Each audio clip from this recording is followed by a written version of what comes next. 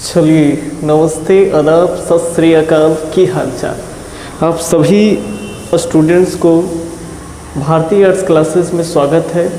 और आज हम लोग इस वीडियो में इटली के एकीकरण के बारे में जानेंगे कि इटली का एकीकरण है क्या, और इटली के एकीकरण में जो भी बाधा आया है उस बाधा को हम लोग जानेंगे।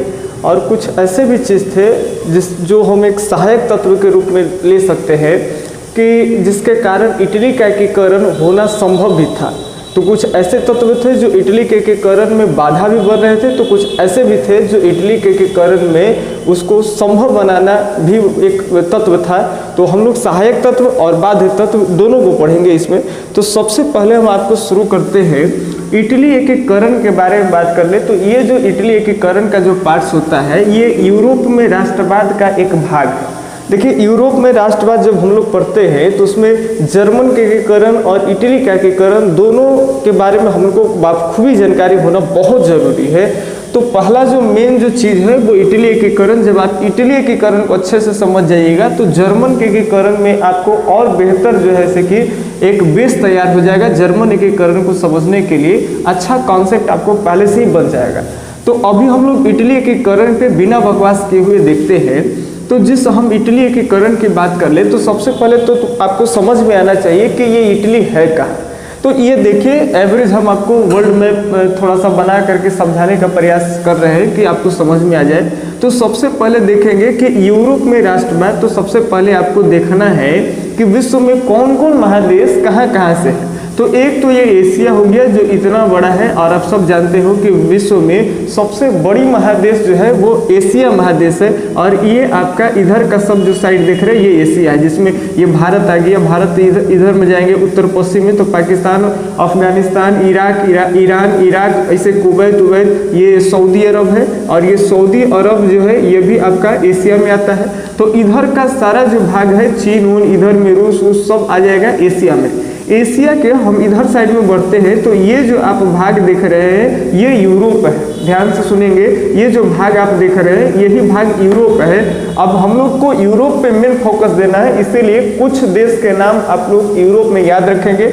जैसे में यूरोप महादेश में जो प्रमुख देश आते हैं जिसके काम जो है इटली एकीकरण के दौरान जो है ऐसे कंट्री का नाम हम लोग को देखने सुनने को मिलता है, जिसमें England, Italy, Spain, France, German, Austria, Denmark और स्विट्जरलैंड। इतना कम से कम देश के आप याद रखेंगे तो आपको इटली का एकीकरण जो है आसान हो जाएगा। तो आपको याद रखने की जरूरत नहीं है। जब इटली एकीकरण पढ़ेंगे तो सब बगल बगल का कंट्री है, आपको जब बताएंगे तो आपको तुरंत जो है मैप पे जो है छप जाएगा आपके दिमाग पे कि कौन सा देश कहाँ है।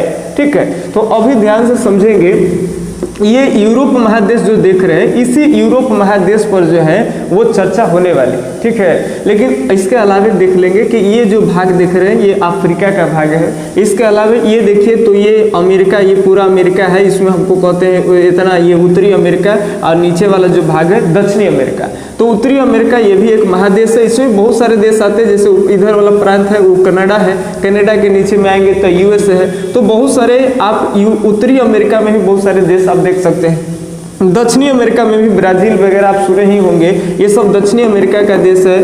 पेरू है, चिली है, इक्वेडोर है, ये सब दक्षिणी अमेरिका में आते हैं। इसके अलावा इधर देखें तो ये आपका इंडिया है। ये देखेंगे तो ये साइड जो है ये इंडिया है। और इंडिया के दक्षिण में देखेंगे तो ये जो भाग है ये ऑस्ट्रेलिया है, जिसको आज ओसेनिया के नाम से भी जानते हैं। ऑस्ट्रेलिया को ही अब ओसेनिया महादेश भी कहते हैं। नीचे वाला भाग में देखेंगे तो ये दक्षिण साइड में ये सब बर्फ से जमा हुआ है। ये जो महादेश है इसको कहते हैं अंटार्कटिका, जो कि बर्फ से है। इसमें मनुष्य का लाइफ पॉसिबल न के बराबर है। यहाँ न के बराबर जो है लोग वो रहते हैं। बहुत सारे रिसर्च वाले भी जाते हैं तो यहाँ ज़्यादा दिन तक जो है वो टिक नहीं पाते हैं। ठीक है, तो चलिए कुल मिलाकर के अगर हम लोग देखें विश्व मानचित्र पर अगर हम लोग देखें तो 7 गो महादेश है। कौन कौन? एशिया, जो कि सबसे बड़ी महादेश कहलाती है। एशिया के बाद इधर साइड में ये देखो तो ये यूरोप है। ये आप देखिए तो ये अफ्रीका है। उत्तर वाला भाग उत्तरी अमेरिका और नीचे वाला भाग दक्षिणी अमेरिका। ये आपका ऑस्ट्रेलिया हो गया। ये आपका जो है से कि अंटार्कटिका होगी। ठीक है, तो आप काउंट कर लीजिए 1 2 3 4 5 6 7। ठीक है, ये वाला भाग देखेंगे तो ये ग्रीनलैंड का भाग है, याद रखेंगे ये कौन सा भाग है, ये ग्रीनलैंड का भाग है, इसको भी लिख देंगे। और बाकी जो एरिया में है सभी जगह समुद्र है, कुछ कुछ छोटे छोटे द्वीप अलग अलग जगह पे द्वीप भी है। तो हम लोग को मेन फोकस है कि वो महादेश होता है तो 7 को। अब हम लोग को ये महादेश जो आप ये देख रहे हैं, इतना जो ये सब एरिया जो देख रहे हैं, यहाँ में हम लोग को फोकस करना है मेन। तो अभी ये देख लिए कि ये यूरोप है। अब यूरोपीय कंट्री के ऊपर में फोकस देखेंगे तो सबसे पहले हम ये बता दें आपको कि यूरोप के ये वाला जो साइड, ये पोर्शन आप देख रहे हैं, गौर से यहाँ पे देखिए, ये आप जो भाग देख रहे हैं ये इटली है। ये क्या है, इटली है। क्योंकि अभी हम लोग इटली का एकीकरण पर फोकस करने वाले हैं, यूनिफिकेशन ऑफ इटाली। ध्यान से सुनेंगे, यूनिफिकेशन ऑफ इटली यानी इटली का एकीकरण। तो इटली के एकीकरण के बात कर ले तो सबसे पहले तुम मानचित्र पर देख लो भाई कि ये जो इटली है ये यहाँ पे है, यानी ये एशिया का भाग है कि यूरोप का। तो यूरोप का एक कॉन्सेप्ट में डाल लो कि इटली कौन से महादेश के अंतर्गत आएंगे, तो ये यूरोप महादेश के अंतर्गत आएंगे। ठीक है, अब ध्यान से समझेंगे, ये अपना रहा भारत जो कि हम लोग दक्षिण एशिया में आते हैं। ये तो पूरा एशिया है तो दक्षिण एशिया में भारत आता है। अगर भारत से हम लोग जैसे कि इटली के ऊपर देखें तो आप इधर में समुद्री मार्ग से ऐसे जा सकते हैं इटली, या फिर इधर से हम आएंगे तो इधर में यहाँ पे भी ये समुद्र वाला मार्ग है और ये समुद्री वाला भाग है, इधर में भी समुद्र है, इधर साइड में भी समुद्र है। तो यहाँ पे आप सब जानते हैं कि ये अफ्रीका के यहाँ कॉर्नर पर एक देश था जिसको मिस्र कहते थे। और मिस्र के भी आप चर्चा याद रखिए, चूंकि अभी तुर्की उर्की अभी आप आगे पढ़ेंगे यूनान के बारे में, इसी यूरोप में राष्ट्रवाद जब पढ़िएगा तो यूनान के बारे में आता है। तो मिस्र के बाद यहाँ पर एक बात आता है मिस्र के, चूंकि जब एड्रियानोपुल की संधि होती है आप सब जानते होंगे 29 में, तो यहाँ पर ध्यान में रखिएगा बात को कि यहाँ पर जो एड्रियानोपुल की संधि होती है तो तुर्की और रूस के बीच होती है। लेकिन तुर्की भाई काहे होता है तो आप लोग जानते होंगे कि तुर्की जो है वो यूनान पर डेरा डाले था। तुर्की के तरफ डेरा डाला था तो यूनान पर। अब यूनान के साथ यूनान जो है और तुर्की दोनों के बीच में संघर्ष भी हुआ था भाई, स्वतंत्रता के लेकर, यूनान की स्वतंत्रता को लेकर के। तो उसमें तुर्की के तरफ से जो सपोर्ट में कंट्री आया था वो मिस्र है। और ये देख लीजिए यही पर मिस्र है जो अफ्रीका के ई साइड में है। तो मिस्र के पास से थोड़ी सी क्या था, बीच में लैंडमास का एरिया था, बीच में लैंडमास था और इधर भी समुद्र था, इधर भी समुद्र था, एक तरफ लाल सागर एक तरफ भूमध्य सागर। और ये दोनों सागरों को क्या किया, लैंडमास को हटा कर करके और एक कैनल बना दिया गया जोड़ करके। अब ये समुद्री मार्ग से इधर, जिसको हम लोग स्वेज नहर कहते हैं, और हम लोग अगर भारत से देखें तो इधर से स्वेज नहर के जरिए जो है डायरेक्ट ये अफ्रीका से हटते हुए हम लोग इटली में अब जा सकते हैं। ठीक है, पहले ये व्यवस्था नहीं थी। पहले जो है से कि मिस्र के जो जहाजी नहर जिसको हम लोग कहते हैं स्वेज नहर, इस स्वेज नहर के निर्माण से पहले अगर बात कर ले तो इधर से समुद्री मार्गों से हम लोग यूरोप जाते थे। तो वर्ल्ड मैप पे आप देख लीजिए इटली, चूंकि इटली के एकीकरण पढ़ना है तो आपको कम से कम दिमाग में नीचे छप जाना चाहिए कि इटली है तो कहाँ है। ठीक है, तो ये देखिए ये इटली का भाग हो गया, क्लियर। अब देखेंगे इसके आसपास के पड़ोसी देशों के नाम जो खास कर करके यूरोप में ही आते हैं। चूंकि अभी हम नेशनलिज्म पढ़ेंगे लेकिन यूरोप में, राष्ट्रवाद जो है वो केवल यूरोप में पढ़ेंगे। अब ध्यान से सुनेंगे, ये अगर देख जाए तो यही वाला जो भाग है हम बड़ा निकाल करके यहाँ पर दर्शाने का प्रयास कर रहे हैं। तो ये जो बड़ा वाला भाग है इटली, इसको हम लोग यहाँ लिखे हैं। ठीक है, अब इटली के अगर हम उत्तर साइड में ऊपर में देखेंगे तो यहाँ पे फ्रांस है। इटली के ऊपर में क्या है जी, फ्रांस है। और फ्रांस की बात करें तो फ्रांस की इधर सीमाएं लगती है जर्मन से। फ्रांस की सीमाएं किससे लगती है, जर्मन से। आगे में नीदरलैंड, लग्जमबर्ग, ये सब कर करके और आगे के भाग जो है ये रूस से लग जाती है। याद रखेंगे जर्मन की इधर साइड में जो है वो रूस से लग जाती है। अब इधर इसके नीचे में अगर बात करें तो जर्मन से ही सीमाएं जो है नीचे में लगती है। और ये एक भाग है, ध्यान से सुनेंगे, इधर ऑस्ट्रिया, ध्यान से सुनेंगे, ये कौन सा कंट्री है, ऑस्ट्रिया। ध्यान से सुनिए, ये आपका इटली है। इटली के उत्तर में बात करें तो इधर फ्रांस है। फ्रांस के दाहिने साइड में देखें तो जर्मन है। ठीक है, और ये दाहिने साइड में तो आपका जर्मन हो गया और जर्मन के इधर रूस हो गया। जर्मन के नीचे जस्ट देखें तो ऑस्ट्रिया।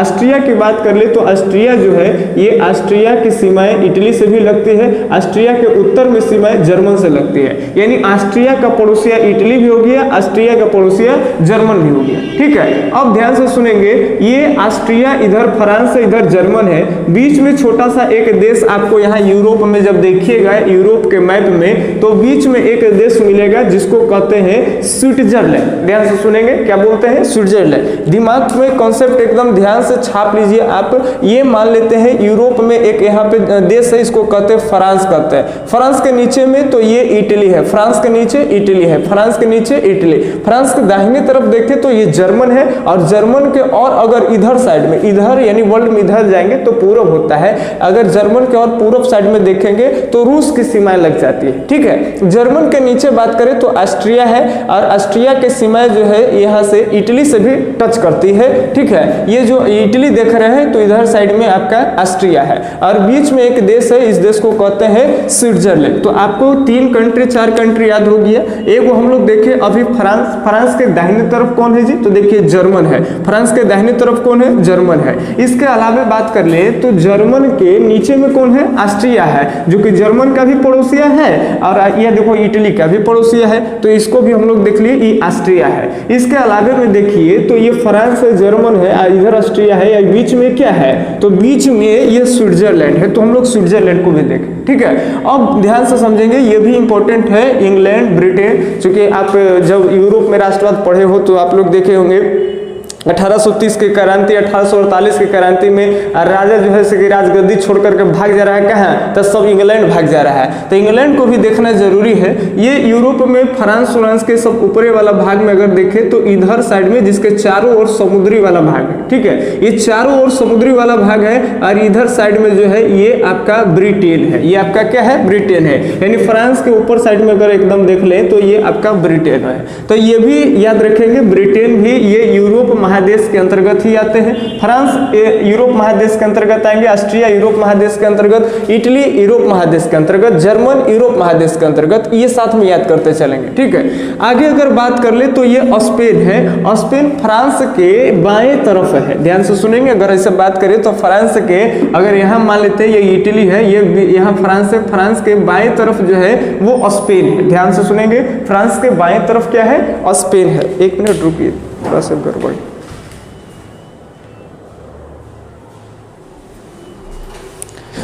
चलिए यहाँ पे देखेंगे फ्रांस के बाएं तरफ क्या है जी? तो स्पेन है। अब इसमें स्पेन को भी अगर हम यहाँ पे कर दे तो लगभग आपका ये तो इटली हो ही गया, ये पूरा का पूरा इटली है। ये जो पोर्शन देख रहे हैं ये इटली है।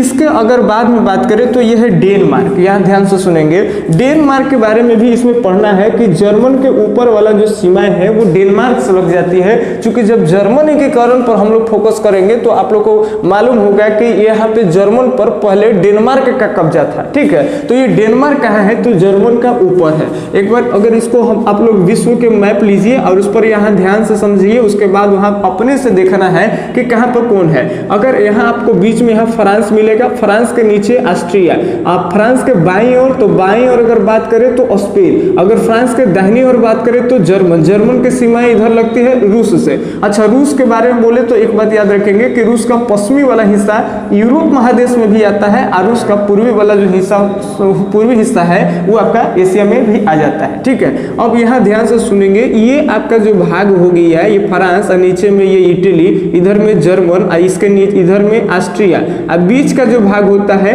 वो बीच में अभी हम बताएं आपको स्विट्जरलैंड। ठीक है, और एक नीचे में ऑस्ट्रिया। ये आपको ध्यान में रखना जरूरी है, नहीं जब तक याद रखेंगे यूरोप के कुछ प्रमुख देशों का अगर नाम आप याद नहीं रखते हैं तो आपको परेशानी हो जाएगा। चूंकि किधर से स्पेन, फ्रांस का बुर्बोंस को आप लोग जो है कि देखने के लिए मिल जाएगा। कभी आगे जर्मन पढ़िएगा, यूनान पढ़िएगा तो उन्हें से तुर्की आएगा, तुर्की के सपोर्ट से मिस्र आ जाएगा।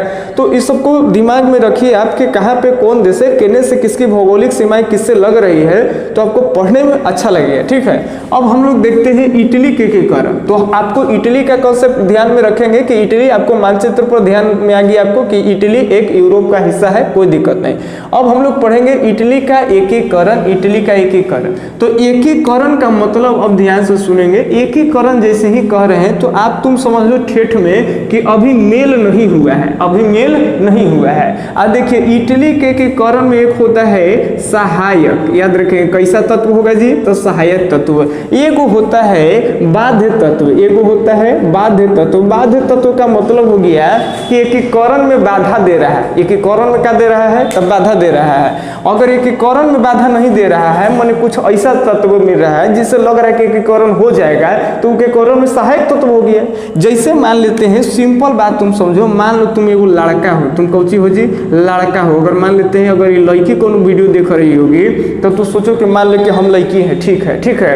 अब मान लेते हैं अगर तू लड़का देख रहा होगा तो तुम समझो कि हम लड़का है, लड़की देख रही हो तो तुम समझो लड़की है। अब मान ली अगर लड़का है तो लड़की से अट्रैक्शन हो गया है, और लड़की से जब अट्रैक्शन हो गया तो अब तुम सोचो कि मान लेते हैं कि तुम एगो लड़का हो और तुमको लड़की से अट्रैक्शन हो गया, दोनों से जैसे कि उसके बावजूद दोनों इतना जैसे कि हो गया है कि अब मैंने ऐसा लग रहा है कि भाई दोनों शादी ब्याह कर लेंगे, ज़्यादा प्रेम भाव ज़्यादा दिन चलेगा नहीं। तो एकरा में क्या है कि मान लेते हैं कोनो ऐसनो आदमी होंगे जो तू दोनों एक हो जाओ, एकर ई दोनों के विपक्ष में होंगे जो नहीं चाहते हैं कि ई दोनों का एकीकरण हो है। इसका मान लेते हैं बहुत सारा हो सकता है कि परिवार वाला भी आदमी हो सकता है कि नहीं चाहेगा कि हम अपनी बच्ची का विवाह निकम्मा लड़का से करें, या फिर ये भी हो सकता है कि ये अगर ये लड़की है तो लड़की का परिवार, ये लड़का का परिवार कोई कह सकते हैं कि नहीं भाई हम नहीं कर सकते हैं आपके यहाँ शादी। तो जो आदमी जैसे कल कोनो मौसी है, ये कह रहे हैं कि नहीं हम नहीं करेंगे ये लड़का से बियाह, कमाता नहीं है, तो ये कथी हो गया। तो ये अगर आप लोग मिल जाएंगे तो एकीकरण हो गया। कौची हो गया जी, एकीकरण हो गया। मतलब सुनिए, अगर तुम लड़का हो, तुम लड़की से प्रेम कर लियो, और तुम प्रेम करने के बाद खाली मिलन जुलन कर रहा है ऐसे, दोनों के अगर मन मिल गया है, कभी बार ऐसे होता है वो कि एक के तरफा लव, जैसे मान ले तू एक से प्यार करता है, ये भाव नहीं दे रहा है, तो ये भाव नहीं दे रहा है तो इसको एकीकरण नहीं करेंगे, समझा। अब मान लेते हैं कि ये लड़का है और ये लड़की, और दोनों के जैसे कि मन रहे तो एकीकरण हो गया, बुझ गया बात। अब एकीकरण हो तो जाएगा लेकिन मिले से पहले बाधा भी आएगा। तो जो चाह रहा है कि दोनों के शादी न होवे, वो एकीकरण में बाधा हो गया। अब मान लेते हैं कोनो लड़की के ऐसा एगो भाई है जगह लड़का चॉकलेट उकलेट खिला के जैसे कि ठगले है, ये जैसे कि चाह रहा है कि हाँ हमर दीदी के जैसे कि एकदम जीजा बढ़िया है, खूब खर्चा उर्चा करते हैं, पैसा वैसा खर्चा करते हैं, ठीक है इनसे विवाह हो जाएगा तो हमको खूब खिला पिलाएंगे। तो ये जो मान लेते हैं लड़का है, एक जो भाई है, ये चाह रहा है कि हाँ बियाह हो जाए। तो जो चाह रहा है, जो बाधा नहीं है एकीकरण में, तो वो आपका सहायक तत्व हो गया। वही चीज हम लोग इटली पर देखेंगे कि ऐसा जो तत्व आ रहा है जो इटली को एक कर रहा है। एकीकरण कहने का मतलब अभी इटली छोटे छोटे टुकड़ों में विभाजित है। इटली अलग अलग 7-8 क्षेत्र ऐसे देखेंगे जहां पे अलग अलग हुकूमत चल रहे हैं, उसके अंतर्गत भी छोटे छोटे जो है कि शासन व्यवस्था छोटे छोटे क्षेत्र आएंगे, जिसमें इटली संपूर्ण इटली जो है वो छोटे छोटे भागों में टूटा हुआ है। अब ध्यान से समझेंगे, कुछ ऐसे चीज आएंगे जो नहीं चाह रहे हैं कि इटली का एकीकरण हो, कुछ ऐसे चीज मिल रहे हैं जिसके से लग रहा है कि हाँ भाई इटली का एकीकरण हो सकता है। तो सबसे पहले इटली को हम लोग देखेंगे। यहाँ पे एक एक चीज, ये जो हम लोग निकाले हैं यहाँ पर एकदम जैसे कि बिजोड़दार सैंडल सोल जैसा एकदम आकार है, तो ये इटली है। तो इटली के इधर वाला भाग, उत्तर के पश्चिमी वाला अगर भाग की बात करें तो ये है सार्डिनिया, याद रखेंगे ये क्या है जी, तो ये सार्डिनिया है, ये ध्यान में रखते चलिएगा। एक एक क्षेत्र अभी इसलिए लिख रहे हैं ताकि आपको याद हो जाए। हम लोग सुविधा के अनुसार पहले लिखते हैं ताकि एक आध पॉइंट छूटे नहीं, समझ रहे हैं, लेकिन अभी हम लोग भरने का प्रयास करेंगे। साथ ही आप देखिए इधर उत्तर के पश्चिम वाला जो भाग है ये सार्डिनिया है। इधर में दो भाग बटा हुआ है, एक है लोम्बार्डी, याद रखेंगे ये क्या है जी, तो ये लोम्बार्डी है। लोम्बार्डी के इधर में ये वेनेशिया है, ध्यान से सुनेंगे ये क्या है, तो वेनेशिया है, ध्यान से समझिए ये वेनेशिया है। एक लोम्बार्डी है उत्तर पूर्वी साइड में, लोम्बार्डी वेनेशिया, और उत्तर पश्चिमी में इधर आइए तो सार्डिनिया है। सॉरी यहाँ पे ध्यान से समझेंगे, थोड़ा सा मिस्टेक हो गया। इधर नीचे वाला जो भाग इसका है ये सार्डिनिया है, ध्यान से सुनेंगे ये क्या है जी, सार्डिनिया है। और ये वाला भाग पिडमांट है, याद रखेंगे ये क्या है, पिडमांट है। चलिए ध्यान में रखेंगे, ये वाला भाग आप फिर से देख लो, थोड़ा सा मिस्टेक हो गया था। ये भाग जो है उत्तर पश्चिमी में ये पिडमांट है। आप पिडमांट के उत्तर पूर्वी साइड में देखें तो इधर जो है बीच में लोम्बार्डी और एकदम पूर्व वाला भाग है ये वेनेसिया है। आप याद रखेंगे ये इटली का प्रमुख जो क्षेत्र है इसके बारे में जानेंगे। आप ये भी चीज देखे होंगे कि आप मार्को पोलो के बारे में जानते होंगे, नहीं जानते होंगे तो आगे पढ़ना है आपको। मार्को पोलो के अगर बारे में पढ़िएगा तो मार्को पोलो इतालवी यात्री है, आप सब जानते हो। ये इटली से आया था, इटली के वेनिस शहर से आया था। ये वेनेसिया में ही वेनिस है। यानी तुम एक बात याद ध्यान में रख लो कि जो मार्को पोलो के बारे में हम लोग पढ़ते हैं वो यही से कहाँ आया था जी, तो ये अपना देश भारत में आया था। समझ रहे बात ना, तो याद रखेंगे ये मार्को पोलो इतालवी यात्री कहाँ से आया, तो इटली से आया भारत में। समझ रहे बात, अब ध्यान से सुनेंगे तो ये 3-4 क्षेत्र याद रखना। ये जो नीचे दम लटकल है सार्डिनिया, ये वाला भाग पिडमांट, ये दाहिने वाला में लोम्बार्डी और वेनेसिया, और एक नीचे में 3 क्षेत्र है। ध्यान से समझेंगे बात को, ये 3 क्षेत्र ऊपर में है आपका परमा जी, ऊपर में परमा के नीचे बात कर ले तो है मोडेना है। ये क्या है, मोडेना है। ध्यान से समझेंगे, एक एक को ध्यान में रखिएगा। सबसे ऊपर में बार बार बोल रहे हैं, बेरी बोल रहे हैं, देखो ये सार्डिनिया है, ये क्या है, सार्डिनिया है। ऊपर में क्या है, पिडमांट है। पिडमांट के दाहिने तरफ में क्या है, तो लोम्बार्डी के नीचे में इधर साइड में एकदम पूर्व में वेनेसिया है। ठीक है, अब इधर के 3 क्षेत्र, ऊपर में परमा के नीचे मध्य में मोडेना। ठीक है, ये वाला भाग आपका टस्करी है। ध्यान से समझेंगे, नीचे वाला भाग क्या है जी, तो ये टस्करी है। आप ध्यान में रखते चलिएगा इटली के बारे में, आपको तो पढ़ने में मजा आएगा। इटली के एकीकरण, इटली के सहायक तत्व हो, इटली के बाध्य तत्व हो, किसी भी तरह से कोई मतलब नहीं है। आप पहले क्षेत्र के बारे में देखिए, ऊपर में पिडमांट के इधर लोम्बार्डी के इधर वेनेसिया, इधर में देखें तो 3 क्षेत्र, ऊपर पार्मा, मोडेना, नीचे में टस्करी। ठीक है, अब ध्यान से समझेंगे, इधर का जो भाग देख रहे हैं पेपल, इधर पोप राज कर रहे हैं। कौन राज कर रहे हैं जी, पोप राज कर रहे हैं। और नीचे वाला जो भाग है ये नेपल्स है, नीचे वाला भाग नेपल्स। ये जो हम भाग देख रहे हैं ये सिसिली है, ये कौन सी है, सिसिली। तब भी जाके फिसली, देखिए यहाँ पे, ये याद रखिए। कई बार बच्चे को ये कंफ्यूजन होता है कि सिसिली ये है कि नेपल्स ये है। समझ रहे बात, कंफ्यूजन यही होता है कि ये सिसिली है ये नेपल्स है। तो तुम याद रखना, सिसिली तबे जाके फिसली, सिसिली तबे जाके फिसली। ये बात याद रख करके यदि तुम समझ जाना कि फिसललका जो है यही सिसिली है, सिसिली तबे जाके फिसली, तो ये फिसललका सिसिली है। समझ गया। अब बच गया जोन नेपल्स, बच गया जोन कौन थी, तो नेपल्स। तुम 2 बात समझ गए। अब ध्यान से समझिए, ये एगो क्षेत्र हो गया इटली का। फिर से देखो, ये सार्डिनिया वाला भाग है जो पिडमांट से नीचे दक्षिण साइड में झुका हुआ है। ठीक है, ऊपर वाला भाग पिडमांट है और ये लोम्बार्डी, वेनेसिया, ऊपर में परमा के नीचे मोडेना। कई बार लगता है कि कहाँ परमा कहाँ मोडेना है, तो बीच में तुम याद रखो कि बीच में मध्य में है तो म से मोडेना, म से मध्य, बीच में मध्य से मोडेना, म से मध्य, मोडेना हो गया। मोडेना के ऊपर में पार्मा और मोडेना के नीचे में टस्करी, मोडेना के नीचे में टस्करी। ठीक है, टस्करी के नीचे वाला अगर बीच में बोले यहाँ पे, तो यहाँ पे पोप का हुकूमत चलता है, ईसाई धर्म गुरु है। ये पोप के नीचे वाले क्षेत्र से देखे तो ये नेपल्स है, और नेपल्स के इधर साइड में है तो ये सिसिली है। अब हम लोग देखते हैं कि कहाँ पे किसका हुकूमत चल रहा है जी। तो देखिए 1815 ये वो घड़ी है कि अब नेपोलियन बोनापार्ट के पतन हो गया। जिस नेपोलियन बोनापार्ट के बारे में आप लोग पढ़े हैं, नेपोलियन बोनापार्ट बंधुता स्वतंत्रता की नीति अपना करके राष्ट्रवाद की भावना भड़का कर करके सारे क्षेत्रों को जीतने का प्रयास कर रहा था। समझ रहे बात, तो सारे क्षेत्रों को जीत कर करके क्षेत्र जो छोटे छोटे राजतंत्र में क्या होता था कि छोटे छोटे क्षेत्रों का छोटा छोटा राजा होता था और वो लोग हुकूमत करता था। तो क्षेत्र जब टूटा हुआ है तो लोगों की जो मानसिकता है वो क्षेत्रवाद पर ही जाकर के अटकी हुई है। वो लोग अपने संपूर्ण राष्ट्र के बारे में जानते नहीं थे। कहा भाई क्या मान लेते 20-50 किलोमीटर के दायरे में हमारा राजा है, तो 20 से 50-100 किलोमीटर के दायरे में सोच रहा है। अब मान लेते हैं 200 किलोमीटर बाद वाला जवान राजा है, तो ओकरा पर तो चिंता कर नहीं रहा है कि भाई 200 किलोमीटर के बाद का राजा है, उधर कोई मारा जाए, प्रजा मारा जाए, चाहे सेना मारा जाए, उससे उसको क्या मतलब है। तो क्षेत्र बंटने से लोगों की मानसिकता क्षेत्रवाद पे जाकर अटक गई थी। लेकिन नेपोलियन बोनापार्ट किया कि छोटे छोटे इन क्षेत्रों को जीत कर करके संपूर्ण एक बड़े राष्ट्र का निर्माण करने लगा।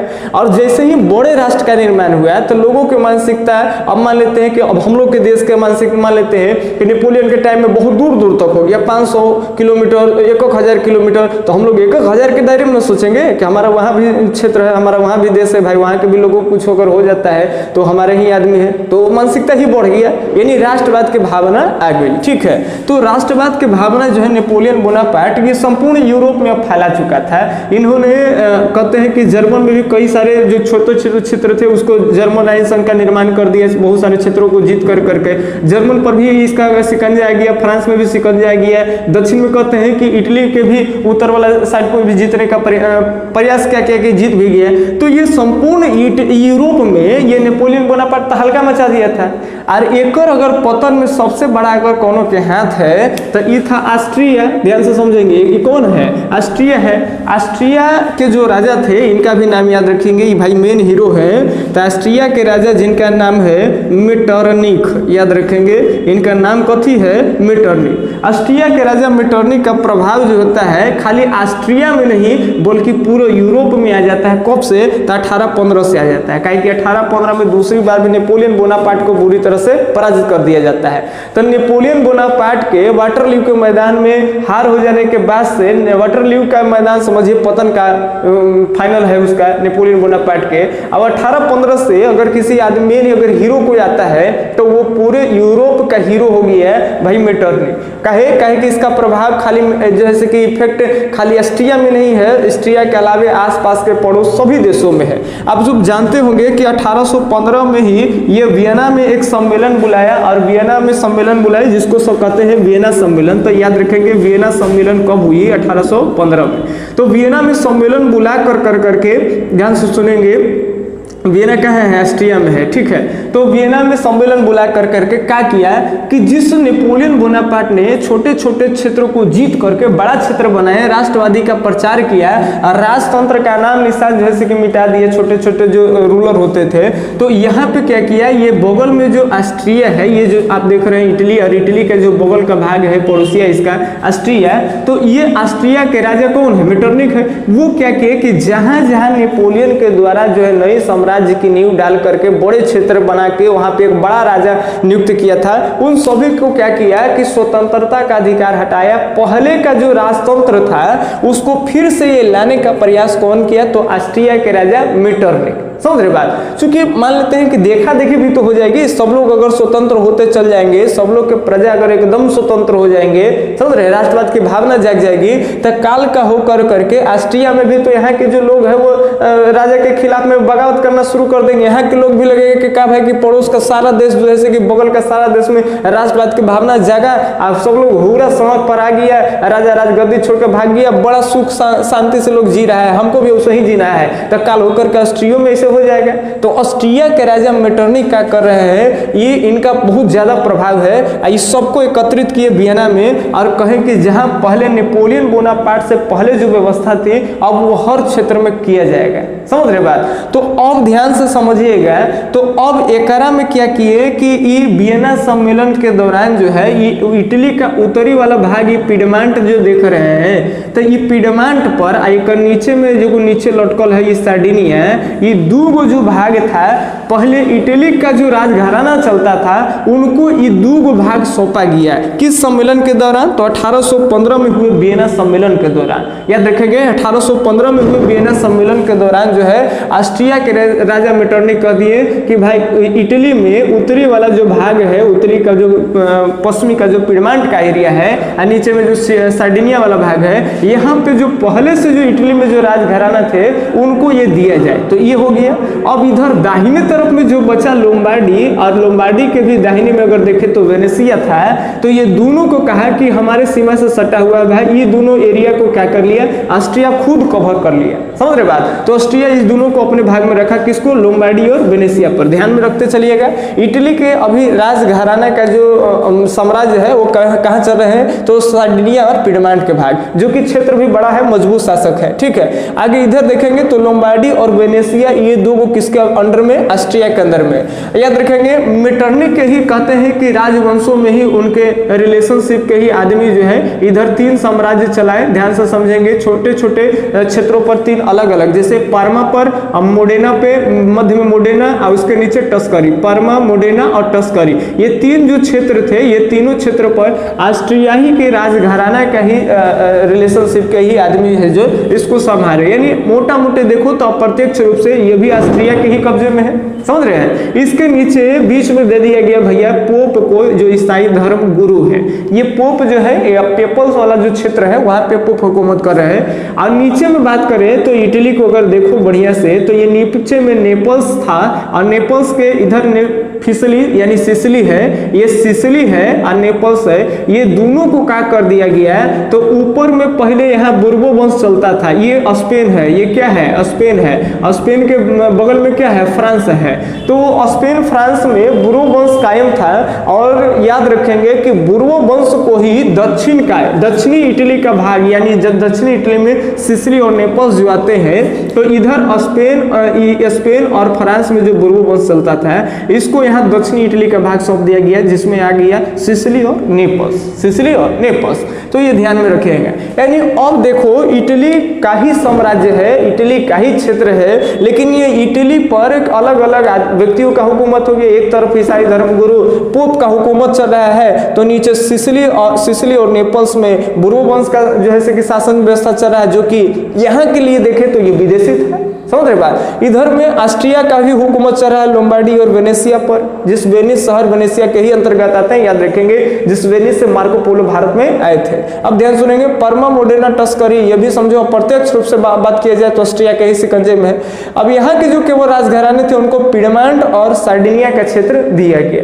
तो इस तरह से इटली अलग अलग टुकड़ों में विभाजित थे, अलग अलग क्षेत्रों में विभाजित थे। ठीक है, अब अलग अलग जब क्षेत्र में विभाजित है तो भाई अब इस सबको जब एक कर देंगे, ये कहलाएगा इटली का एकीकरण, यूनिफिकेशन ऑफ इटली। बात समझ रहे हैं। ये जो पिडमांट है, सार्डिनिया है, लोम्बार्डी है, वेनेसिया है, समझ रहे हैं, पेपल्स का क्षेत्र है, नेपल्स का क्षेत्र है, सिसिली का क्षेत्र है, इस सभी को अगर मिला दिया जाएगा और यहाँ एक राजा बनेंगे, एक क्षेत्र होगा, वो कहलाएगा इटली। तो इसी को कहते हैं इटली का एकीकरण करना। अब ये इटली का एकीकरण इतना आसान तो था नहीं, लेकिन कुछ ऐसे भी तत्व थे जो लग रहा था कि इटली का एकीकरण बहुत पॉसिबल है। कुछ ऐसे भी थे जो इटली के एकीकरण में रोड़ा बनल थे, माने बाधा बनल थे। अब ध्यान से समझेंगे ये बाधा क्या है और सहायक तत्व क्या है, ये दोनों को हम लोग बात करेंगे। अब ध्यान से सुनिए, जैसे अगर बात कर ले तो चाहे इटली का कोई हिस्सा हो, चाहे पिडमान को ले लीजिए, चाहे लोम्बार्डी को ले लीजिए, वेनेसिया है, नेपल्स है, सिसिली है, किसी भी क्षेत्र को बात कर लीजिए, यहाँ पे सारे जो लोग हैं वो एक ही धर्म को मान रहे हैं। वो धर्म है कैथोलिक चर्च। ध्यान से सुनेंगे, धर्म है कैथोलिक चर्च। हालांकि कैथोलिक और प्रोटेस्टेंट, ध्यान से समझेंगे तो कैथोलिक और प्रोटेस्टेंट के बारे में बात कर रहे हैं, तो यहाँ दोनों अलग अलग विचार के मानने वाले नहीं है। प्रोटेस्टेंट चर्च को मानने वाले यहाँ नहीं है। केवल और केवल अगर फॉलोवर्स अगर देखा जाए तो चाहे उत्तरी इटली की बात हो, चाहे दक्षिणी इटली की बात हो, चाहे मध्य इटली की बात हो, सारे क्षेत्रों में जो है से कि कैथोलिक चर्च को मानने वाले लोग हैं। तब बताओ ये इटली के एकीकरण के लिए बढ़िया बात है कि नहीं है। माने ऐसा लग रहा है कि चूंकि एक धर्म को अगर सारे क्षेत्र में मानने वाले होते हैं तो उससे क्या होती है, धार्मिक एकता आएगी। समझ रहे बात ना। तो धार्मिक एकता आएगी तो धार्मिक एकता जो है ये क्या है, सहायक तत्व है। ये माने एक ऐसा तत्व है जिससे इटली का एकीकरण संभव है। क्या भाई, क्या कि दक्षिण में भी अगर मान लेते हैं कैथोलिक चर्च के है, उत्तरों में कैथोलिक चर्च है, मध्य में कैथोलिक चर्च है, तो कैथोलिक चर्च है तो ये धर्म एक ही धर्म को मानने वाले लोग हैं, तो इन लोगों में यूनिटी आ सकती है। चलिए ये तो एकीकरण का एक सहायक तत्व हो गया। दूसरी बात कर ले तो यहाँ के नस्ल, भाषा और संस्कृतियां सब सेम है। सेम यानी एक तरह है। ध्यान से समझेंगे, चाहे वो पिडमांट के लोग हैं, चाहे लोम्बार्डी हो, वेनेसिया हो, नेपल्स हो, सिसिली हो, सार्डिनिया हो, सारे वाले भागों पर एक ही भाषा बोली जा रही है और लोग एक ही नस्ल के हैं। ना तो करिया न गोर, ऐसा कुछ भेदभाव भी नहीं देखा जा रहा है कि अलग अलग नस्ल टाइप के है, कोई ज्यादा केकरो आँख मोट मोट है, केकरो आँख छोट छोट है, ऐसा कुछ नहीं है। समझ रहे बात ना। एक टाइप के लोग हैं, एक नस्ल के हैं, एक भाषा बोल रहे हैं, एक धर्म है, तो पहनावा ओढ़नावा खान पान लगभग सेम जैसा रहेगा। समझ रहे हैं। तो यहाँ पे लोगों का संस्कृतियाँ, नस्ल, भाषा सब क्या है, एक है। तो उसे क्या करेगा, यूनिटी लाता है, एकता को बढ़ावा देता है। तो ये नस्ल, भाषा, संस्कृतियां सब सेम था, तो ये हम कह सकते हैं कि ये इटली के एकीकरण के लिए ये एक सहायक तत्व था। कौन सा तत्व था जी, सहायक तत्व था।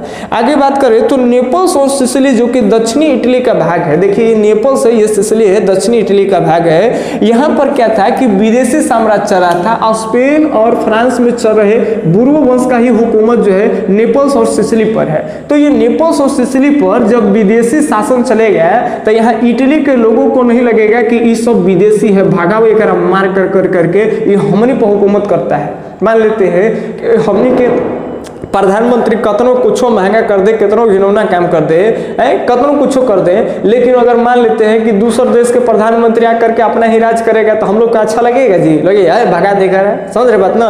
दूसरा से अच्छा है कि अपने रहे हमारे, है ना। तो यहाँ पर भी है वही चीज है कि ये भी इटली पर, इटली के निवासियों पर बुर्बो वंश का हुकूमत चल रहा है, नेपल्स और सिसिली वाले भागों पर। तब बुर्बो वंश एक प्रकार के यहाँ के लिए क्या हो गए, विदेशी हो गए, समझ रहे हैं। तो ये लोग भी नहीं चाहते थे कि भाई हम लोग पर विदेशी शासनों का जो है कि हुकूमत हो।